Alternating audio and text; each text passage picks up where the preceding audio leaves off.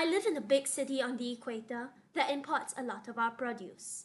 Food is at the heart of Singapore's culture, but it's easy to lose track of where our food comes from because takeout is just so convenient.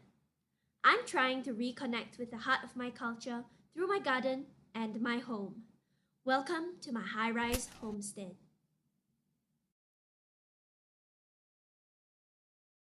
Today, we're doing some pruning. When I first started gardening, I was very daunted by the idea of chopping body parts off of my plants, and this process is somehow supposed to make them healthier? Sounds fake. Stop lying. But I've learned after about 4 years of trial and error, and failed crops and dead babies, that plants, like their humans, are a lot more resilient than we think.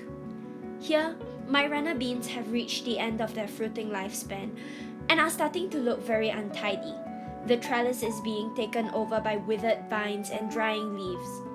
I'm not going to cut the whole plant down because I want it to go to seed so that I can collect the seeds and plant another crop. So instead, I'm cutting away as much of the unhealthy vegetation as I can.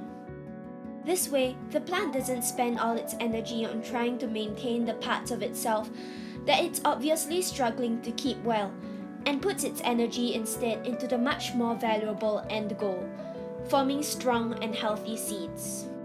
The transformation might not be obvious from this footage, but it makes all the difference to the plant and the person. It might even have enough energy left over to try one more round of flowering and fruiting after a week.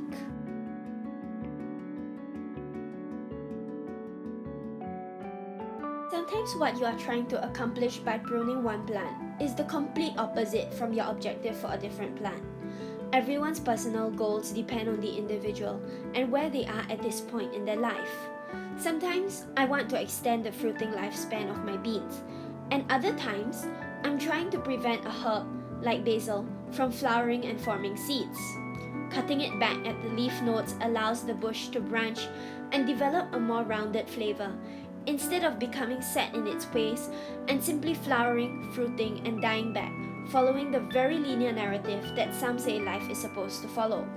It might seem uncertain whether or not the side shoots will succeed, but regardless of which specific shoot grows the fastest first, the basil plant bounces back, revitalized, and will be ready for another round of pruning in less than a month. Sometimes the best way to remove negative influences from our lives is to simply cut off the branches that they cling to. I left the fruits on my curry tree for way too long in hope that the birds might catch wind of a free meal, but instead, scale insects decided to move in and take over. Since my curry tree is big and strong and doing well otherwise, I decided to just remove all the affected branches and let the new growth take over.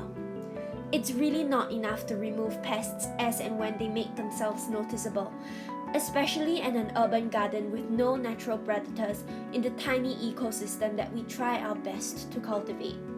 Removing unwanted guests from our lives and our minds is often an ongoing process of turning over the branches, checking the condition of our new growth regularly, using preventative measures like cultivating a good support system, and just for my curry tree, applying oil to the stem of the plant to suffocate any remaining scale insects, and spraying the whole plant with soap water to keep the pests off.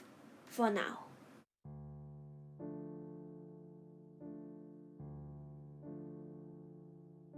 I ended up harvesting my lemongrass for the very practical reason that it was starting to take over the corridor, and it really didn't need all that bulk. Sometimes it's just that simple. Life is about balance. As beautiful and flourishing as my lemongrass was getting, it needed to leave space for my neighbors to coexist in our corridor. So I pruned it for harvest and shared it with friends. The past 6 months have been brutal for everyone who's a sentient being in 2020.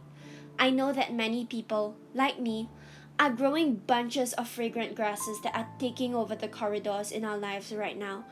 And I hope that everyone watching this video can find a community to share that heavy, heavy harvest with.